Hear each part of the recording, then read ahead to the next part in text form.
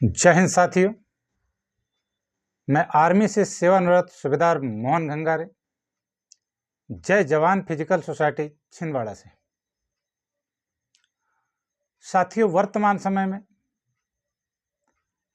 अग्निवीर का physical test चल रहा है। इसको देखते हुए युवाओं के काफ़ी फोन आते रहते हैं कि सर, फिजिकल टेस्ट में जाने से कितने दिन पहले हम लोगों ने एक्सरसाइज बंद करनी है और उस दौरान हम लोग क्या डाइट ले सकते हैं। इन सारी बातों पे निवेदन आते रहता है। तो इन सारी चीज़ों को देखते हुए साथियों, मैं यह वीडियो बना रहा हूं। उम्मीद करता हूं कि डेफिनेटली यह वीडियो देखने के पश्चात आप लोग 100% अपने मंजिलों में पहुंचने में कामयाब होंगे। सबसे पहले मैं बात करूंगा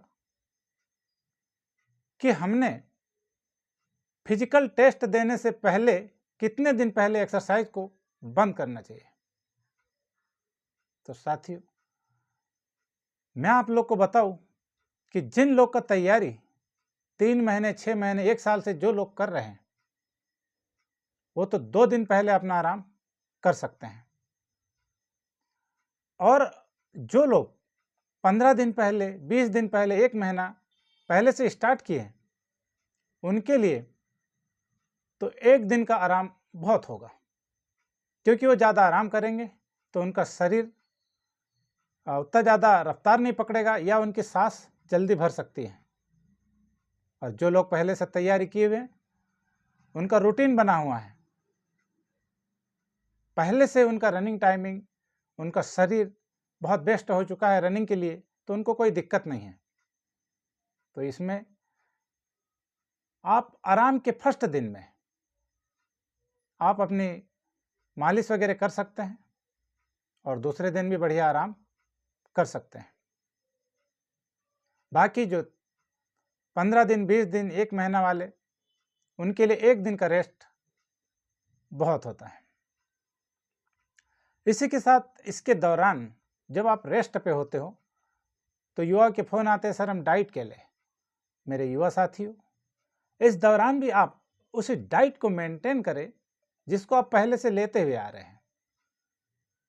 हाँ, आप बेकार के जैसे खट्टा, मीठा या चाइनीज भोजन जिससे कफ बनता है, इनको जरूर आप अवॉइड करेंगे। साथ ही जिस दिन आपने दूसरे दिन टेस्ट के लिए जाना है, तो जिस दिन आपने जाना है उससे 1 दिन पहले वाली जो शाम है, उसको जरूर आप अनार का जूस जरूर ले।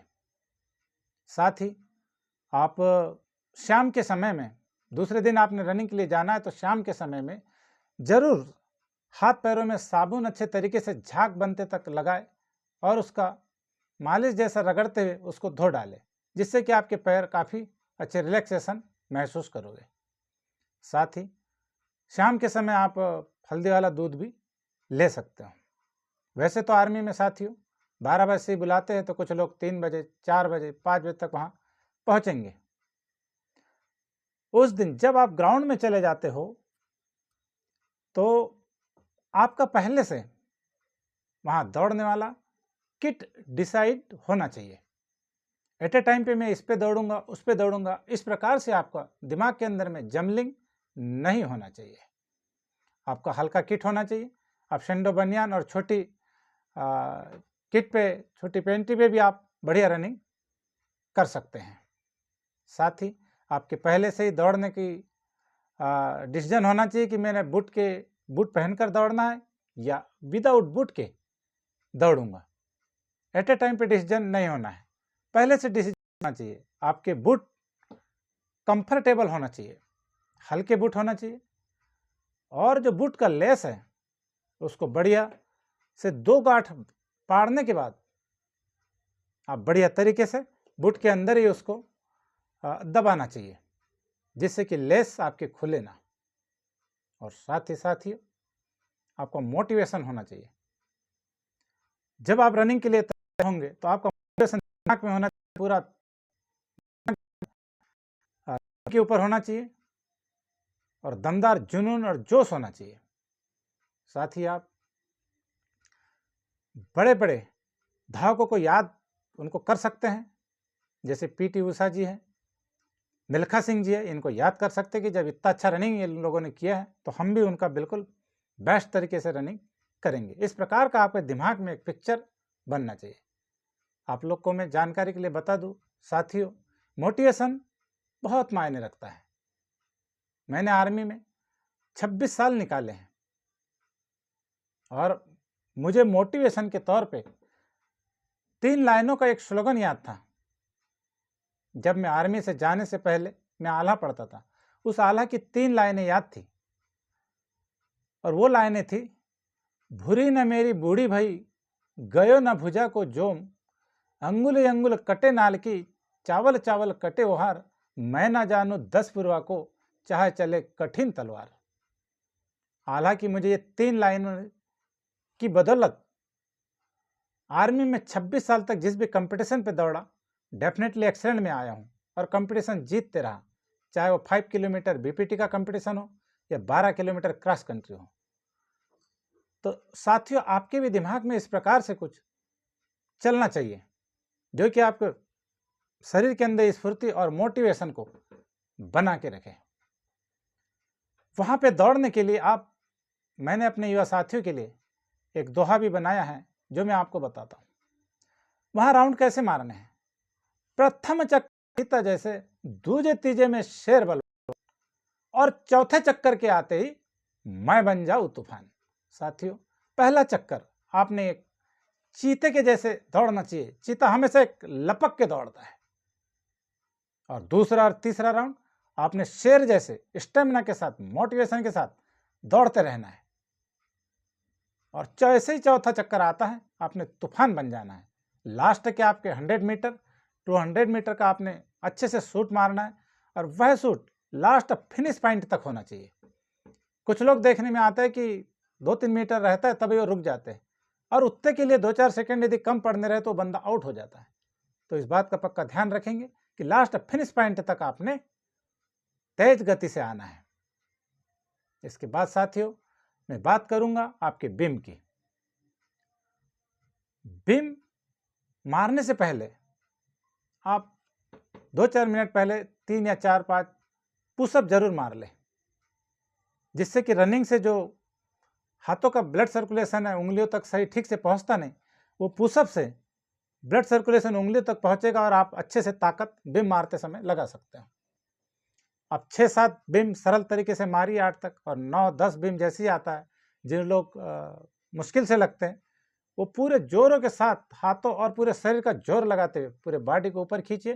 डेफिनेटली आप 10 बीम पूरे कर पाएंगे। इसके बाद साथियों, आपका होगा वहां पे डिच की लंबाई रहती है वहां पे कितनी, 9 मीटर। उस 9 मीटर को आप सिंपल तरीके से रनिंग स्टार्ट कीजिए और जैसे डिच के पास जाते हो तेज गति से रनिंग को तेज करिए, खड्डे के पास जाते से ही, और जंप मारिए। आप आसानी से 9 फीट का जंप मार सकते हो, क्योंकि आजकल तो 10-10, 12-12 फीट लड़कियां भी जंप कर रही हैं। इसके बाद में आपका बैलेंसिंग आएगा, झिकझक, एक लकड़ी के ऊपर चढ़कर आपने चलना है बिल्कुल शांत दिमाग से, और दिमाग को बैलेंसिंग रखते हुए बढ़िया उस लकड़ी पे चढ़िए यदि कराते हैं तो, और लास्ट टाइम जाकर के आप उतर जाइए। उसके बाद साथियों, आप होगा वहां पे हाइट नापा जाएगा। ध्यान रहे, हाइट नापते समय आप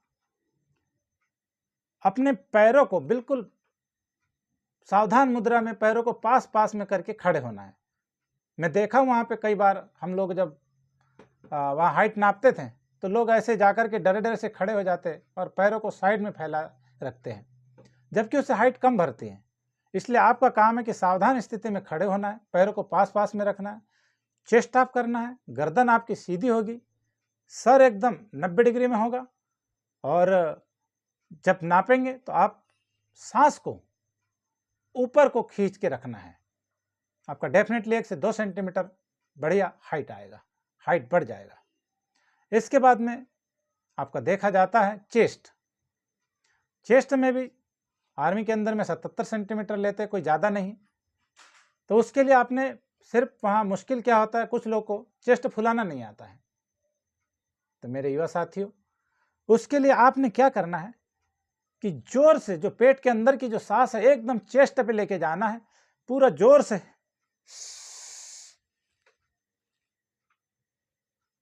और इस प्रकार से आपने शरीर को पूरा चेस्ट को फुला देना है, और हल्का सा जकड़ दोगे तो डेफिनेटली आपका 7 से 8 सेंटीमीटर चेस्ट फुल जाएगा। और इसके बाद में आपका देखा जाएगा नी प्रॉब्लम, घुटने का प्रॉब्लम। साथियों, जब आप रनिंग करते हो, यदि आपके पैर नहीं टकराते हैं तो आपका नी प्रॉब्लम नहीं है। वो इसीलिए चेक किया जाता है कि किसी का पैर तो नहीं टकरा रहे हैं। यदि रनिंग करते समय आपके पैर नहीं टकराते तो आप सिंपल सावधान खड़े होइए, पैरों को ज़्यादा पीछे करके और टाइट ना करें। सिंपल आप अपना खड़े हो सकते हैं सीधे मुद्रा में, और पैरों को जिनके ज़्यादा पास में आते हैं घुटने, तो उन्हें बाहर के साइड में थोड़ा सा घुटनों को खींच के रखिए। आपका डेफिनेटली इस प्रकार से आप पूरे टेस्टों को क्वालिफाई कर सकते हो। और मेरी आप सभी लोगों को अपनी मंजिल पर पहुंच सके इसके लिए बहुत सारे ढेर सारी शुभकामनाएं देता हूं। और मेरे यह जो वीडियो है आप तो देखेंगे, साथ में अपने मित्रों तक भी इसको फॉरवर्ड करें, जिससे कि आपके एक फॉरवर्ड से भी उनकी कुछ कमियां पेशियां हो गया, नॉलेज या जानकारी नहीं होगी तो वो भी पूरी हो जाए, और वो भी अपने मंजिल को आसानी से प्राप्त कर सके। जय हिंद, जय भारत, वंदे मातरम।